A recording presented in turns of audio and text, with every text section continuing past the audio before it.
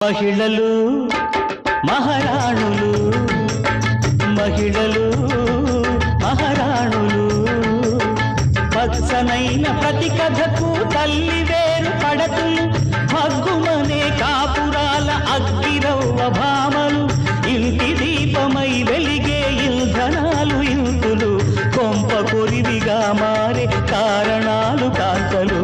మహిళలు మహారాణులు, మహిళలు మహారాణులు.